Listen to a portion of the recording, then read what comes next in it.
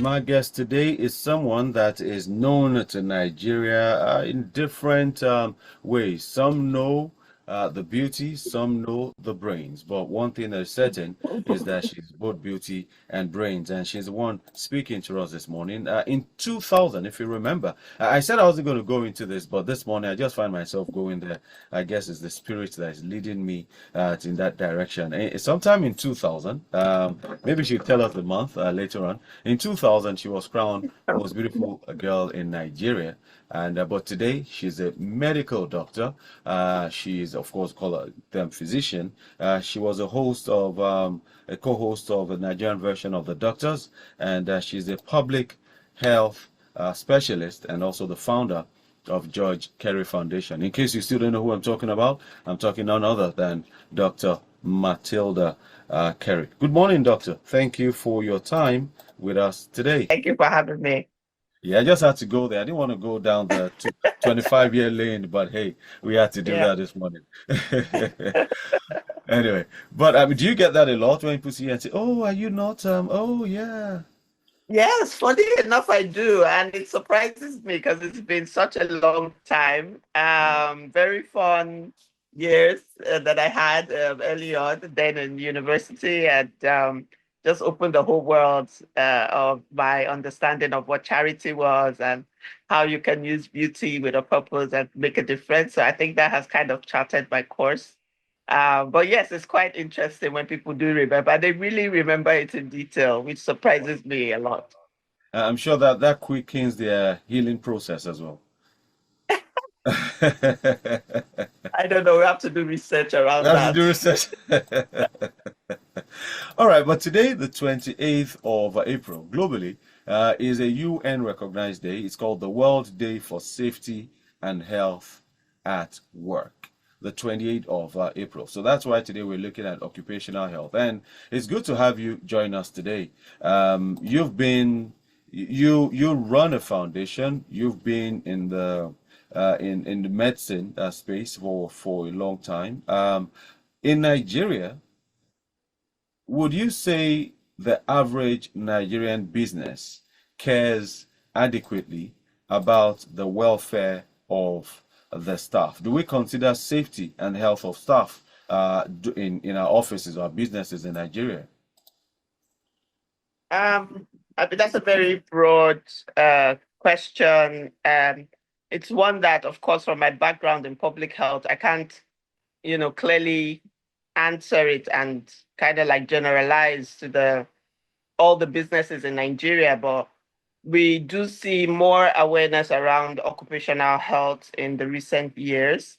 I would say maybe 10, 15 years ago, not as much as we're seeing now, but there are quite a number of organizations and businesses that do care very much for the welfare of their staff, very aware of occupational health, regularly have audits to ensure that there's health and safety are optimal at the office.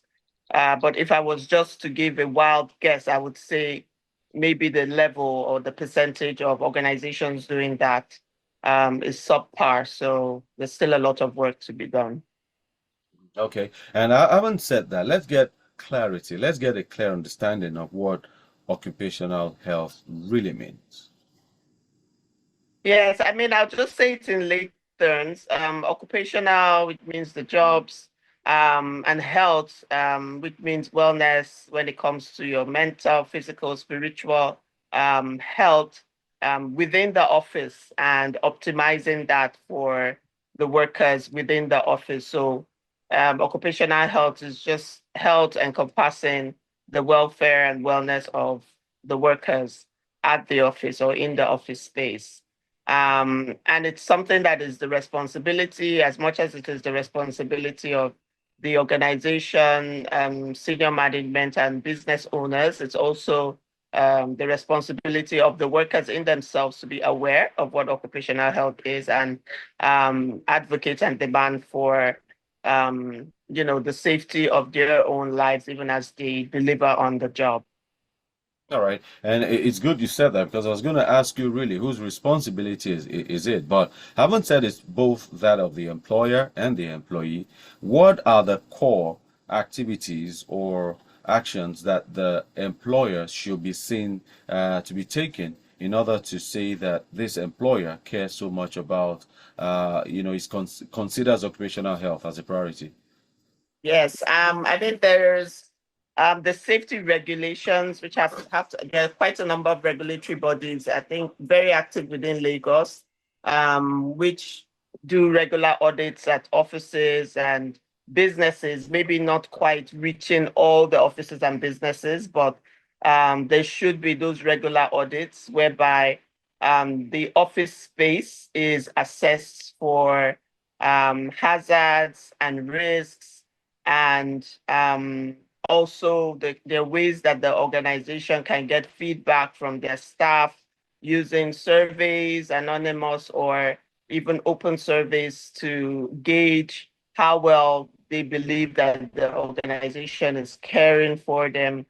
There's also the responsibility to do awareness about office and workplace safety with staff training as well to ensure that they're aware of how to keep themselves safe within the office space. I think what happens now is that this occupational health and safety, we see them more in factories where workers are engaging with equipments that can be quite dangerous and where they have to wear personal protective devices. So we're talking about factories, we're also talking about the healthcare space.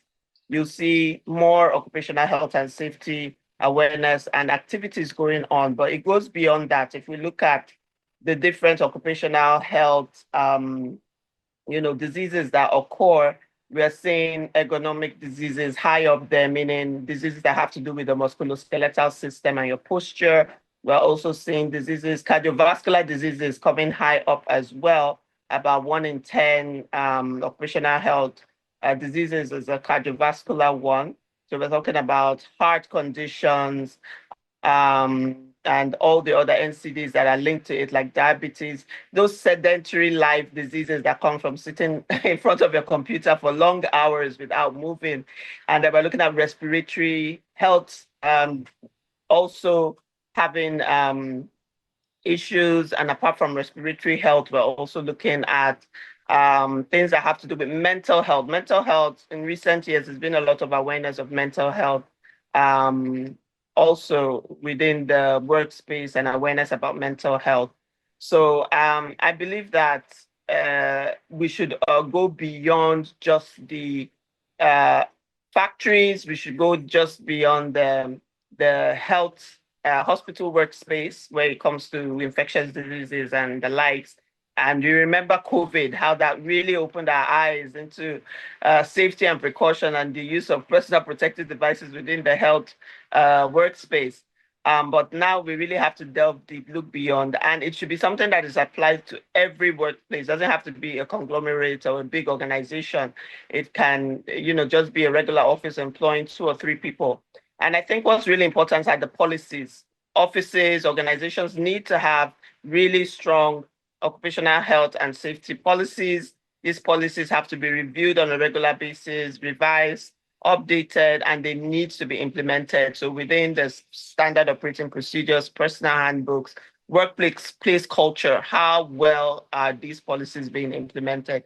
Those are some of the questions that organizations need to begin to ask themselves if they are really, really, really serious about improving the health and welfare of their staff.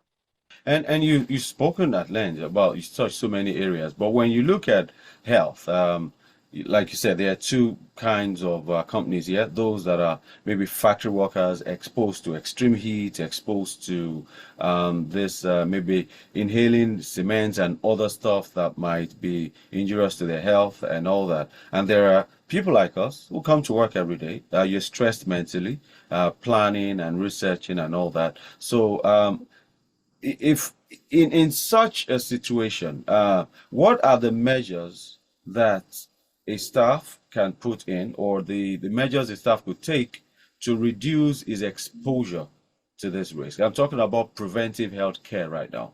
Yes. So from the first step, of course, we look at our primary care, which is just being aware, being more aware about what safety at the workplace is for you. Like you said, it's quite different depending on where you work and your environment. So you can definitely research more about it, learn more about it, and then observe your office workspace and see, are there really measures in place to protect I'll use, our situation, our mental health while we're at work. What are the hazards within this workspace? Is it the amount of workload that is being given to us as staff, being given on my desk? And then what are the risks of having such a high workload on my mental health? Is it already causing some harms like anxiety? Is it causing depression? Am I just exhausted all the time? Are there already risks being seen? And then what are the available mechanisms within the office to deal with this? Um, am I allowed my sick days off? Am I really allowed to rest? Am I allowed my vacations?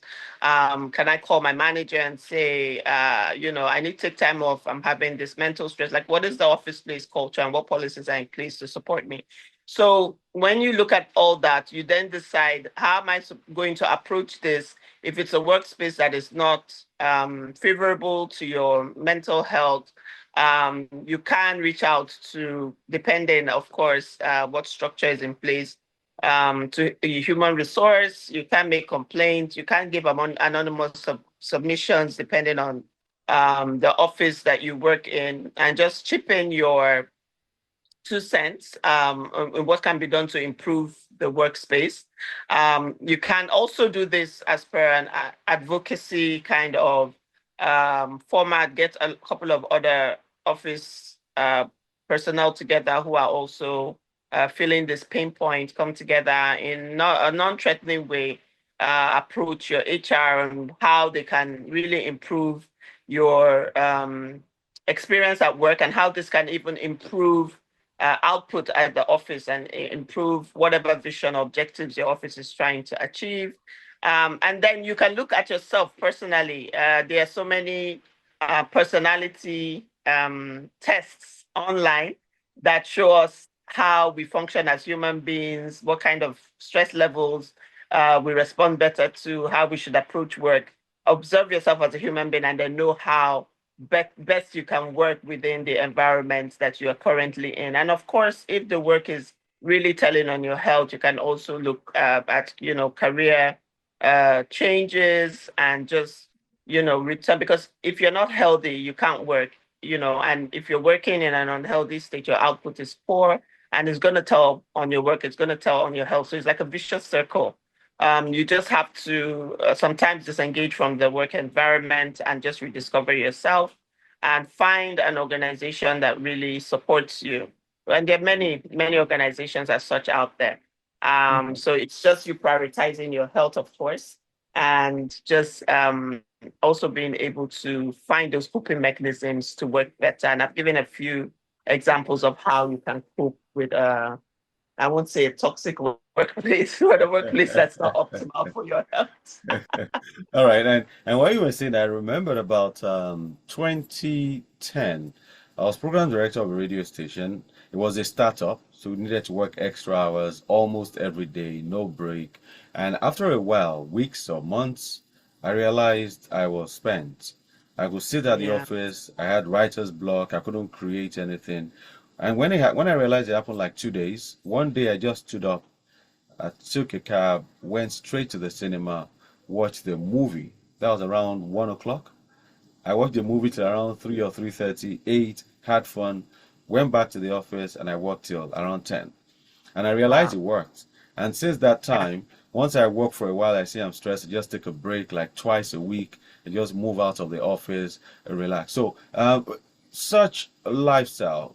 What are the maybe um, the steps or the basic should I say lifestyle changes we could make to a sedentary work mode that could make it easier Yes. for us to function? Yes, yes, are very important, especially for those who are sitting for long hours. Let's start with within the office space. There's this Japanese culture whereby they advise to, I can't really remember the proportion of time. I think it's work for 30 minutes, take a break for 5 minutes, move around, and then come back and continue the work. So I think it's very important. I think what I take from that is that you have to move around. You can't sit in one, and we find ourselves doing that quite a lot. You can sit in one position for 4 or 5 hours and not even move. You're just on your computer, cleaning files, responding to emails, doing documentation, reporting, and then before you know it, it's time to go home and you haven't even gotten up. Lunch has come to you, everything is coming to your desk, you don't have to move. So we have to have that awareness that I need to move. So either you put on a timer on your system that just alerts you that get up, walk around, go and mingle with your colleagues, ask them questions, come back to your seat. So movement is very important. And of course, we look at our diet. Once we're in the office workspace, it's very easy for us to say, oh, let's grab a coffee, let's grab Coke, let's grab donuts. And we are piling on those bad sugars and those bad So, fats Dr. into Kerry, your body. you just Yeah, allow me to take a short break. And when I come back from the break, you continue with this analysis. So, listeners, no do not problem. Thank change you. your dial. Lagos Talks 91.3 FM. We'll take a short break. We definitely will be right back. To wrap up the show, and we have with us today Dr. Matilda Kerry, a public health specialist and the founder of George Kerry Foundation. Thank you for staying with us, Dr. Kerry. Thank you. Thank you for All having right, me. great. So you were, before we went on the break, you were touching on the kind of meal to nibble on when you're at work that will not be injurious to your Yes. health. Yes. So just advice, there's a tendency when in a corporate workplace to just go for the fast foods that are quick to grab. It's not easy to wake up in the morning and prep your own meals. So it's quite easy to just, when you're at the office, you send for the same kind of foods that are not the best, full of, the white carbohydrates, a lot of cholesterol, and then those sodas that tend to just give us that jolt of energy, or coffee, just piling on coffee. But we have to become more aware, and we have to become more intentional about what we put in our system. So just advice to maybe do preps prior to the office week. You can prep over the weekend, prepare those salads, prepare those, either it's a fruit or vegetable salad, prepare those lean meats like chicken, and some of the goat meats are healthier than the beef, and all the we call them particulars that you'd like to see in your food. So you choose the healthy meat, and then of course as we grow older, once you cross into your 40s, and which is a majority of our workforce, your metabolism slows down, and you then begin to your body then becomes more prone to those chronic diseases like diabetes and hypercholesterolemia, hypertension. So you really have to become intentional about what you put in. So healthier carbohydrates, the wheat bread, brown breads, the brown rice. These are things that we need to start thinking about more of the vegetables in our soups, less of the oils in those soups as well. So there's no hard and fast road. You have to just become more intentional about what you put in your system. And it's easier said than done. I can't even openly talk about what my diet has been like this week. But once you have it at the back of your mind that this is bad, what I'm putting in my body is not healthy, Mhm. at least there's that awareness. You then begin to make healthier choices. So I'm lucky that my husband is quite the health freak, and he really is really into Healthy healthy eating. smoothies. He makes all those Mm. smoothies with ginger and garlic and turmeric, the fresh ones. He makes Wow. them. So I just try and key into that, and just steal some of his stash, and just try and take it, even if I don't like it. I know it's I know it's healthy for me. It's healthy, so you So need to down it. I need to down it. So I try as much as possible to just key into that. So find something in your environment. You can't just flip and change overnight and start eating healthy. but you can make simple choices every day, better choices every day, and tell yourself you're trying and you're doing better rather than just sit back and just accept that, you're just going to eat what you like and it's just going to pile on and it's going to be really bad on your health. Okay. And since we're talking about health now and managing the health, is health insurance one thing to be considered in occupational health?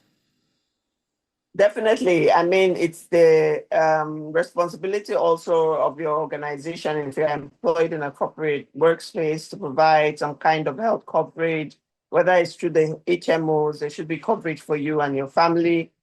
Depending on the organizational capacity, even the government hospitals, government organizations do provide some form of coverage for health. So if you're not aware of this, you should ask questions, you should do your research. And again, you should approach your organization, whether it's anonymously or coming together as a group, non-threateningly to approach them and say, we can come together, we can put something together for ourselves, we can donate every month so that we can have access to some form of HMO. There's also the community-based health insurance schemes that are coming up that even the informal sector is trying to tap into as well. So it's quite important to also get coverage because paying out of pocket is not the most cost-effective method to use. I would say in Nigeria, those amounts of money can run into thousands and millions very quickly. So once you have some health insurance and some coverage, it's also a way to safeguard and protect yourself from some of these mental stressors that come up in the future because we are human, we are going to get sick. Children are going to get sick. And you also need services like, antenatal care and delivery and, postnatal care for women and mothers. So very important to key into available health insurance schemes and HMO programs that are available to your organization and you. All right. So I was going to ask you if a company is not doing that, what can the staff do? Yes, yes. Like I said, you can come together, you can seek what's available. I know Lagos State has their Ilera Eco program, Yeah. which is quite a great way to access care in Lagos State. It covers the primary healthcare centers, the general hospitals, and I think the tertiary hospital, Lagos State University Teaching Hospital. They have good packages that are available. You can walk in, find out at a general hospital close to you what you need to sign up to the package so that you have coverage for yourself as an individual or coverage for you and your family. And the rates are not, they're not at all, very high because it's based on contribution. You can pay something that works for you and access care. So look around, do some research, come together with some of your folks in the office. And I find it's quite surprising when I ask colleagues, I ask some of the folks I've worked with, many do not have health insurance. Many are not even aware of what's available. So I say do your research and just key into it. Like I said, one I've mentioned that it's widely available to everyone is the Ilera Eco, and they're no way asking me to say this, but I've seen it at work. It's my space, Yeah. so I know that it actually works, and the coverage is actually there once you make your payment. So I really encourage a lot of people to just key into it. Yeah, particularly as there's a law saying that the least you can have is the state sponsored. But I think it's even compulsory. Every company must have at least the Yes, state sponsored or state owned health insurance health company. insurance, Yeah. exactly. So a quick question before I let you go. Now, you see a lot of times, some would say, some employees would say, they do not want to disclose their health status to the company because the way we do in Nigeria or Africa is very private. You don't want the eyes of the world to see what you're going through and expand it for you and all that. But what are the limits to the right to privacy? Because your company will want to know if you are healthy enough to work, but you, for example, don't want to disclose, for example, saying HIV or maybe cancer, and you know that the company might let you go. What are what is the limits for both sides, the employee and the employer? Yes, unfortunately, there are some organizations where you must have that pre-employment health check before you are engaged.